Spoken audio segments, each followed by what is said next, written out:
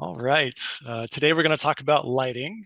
And if you're someone who has a residential project and maybe you have some lights in mind, but you're not sure if it's going to be bright enough, feel free to send over the information. I'm a huge lighting nerd. I'd love to help you out.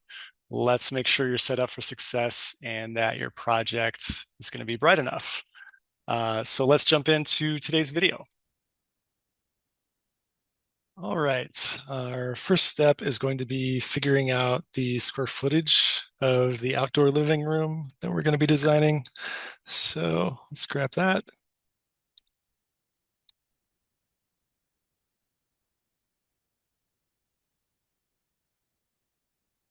Okay, so 198.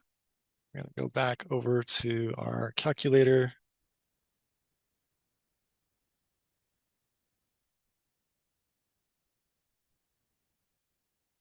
All right.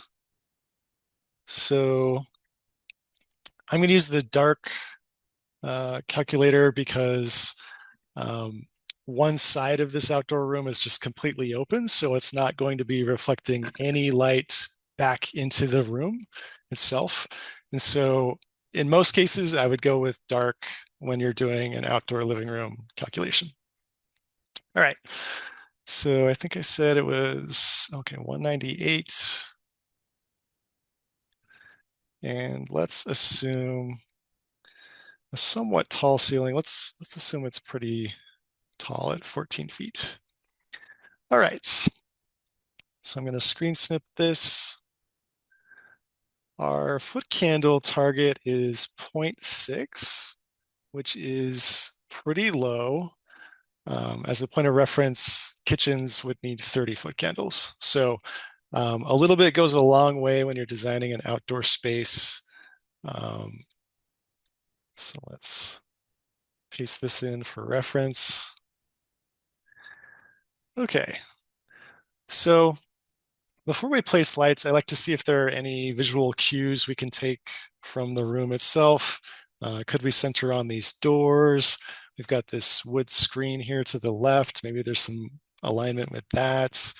We've got this small piece of opaque wall here. Maybe there's a center alignment that could make sense there.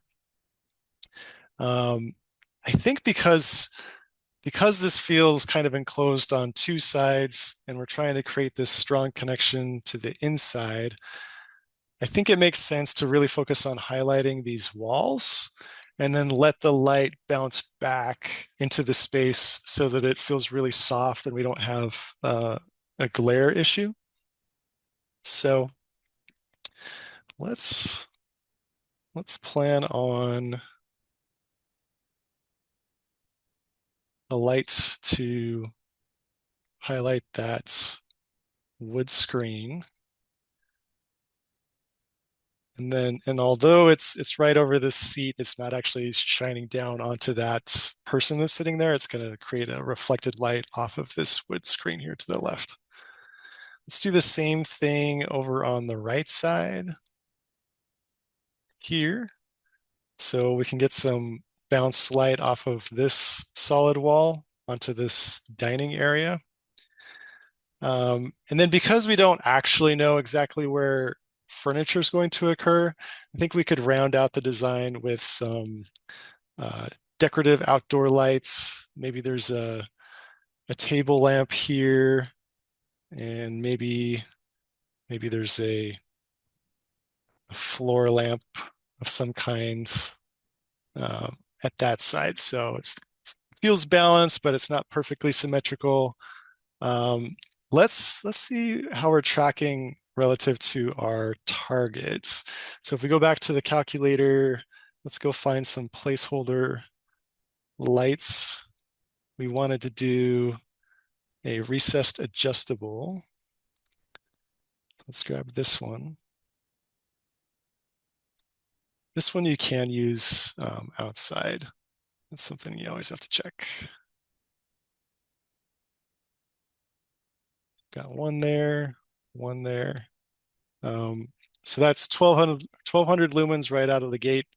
So I'd probably put these on a dimmer, and then we could round out the design with these decorative lights.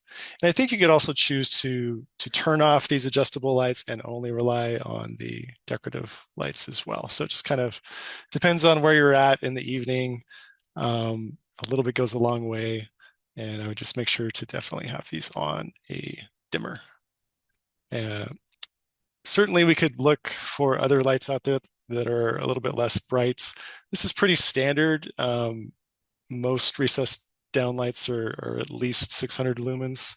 So maybe challenging to find something less bright than that. All right, that's it. We're done. I hope you got something out of this video and it wasn't too too challenging, right? You'll be a pro before you know it.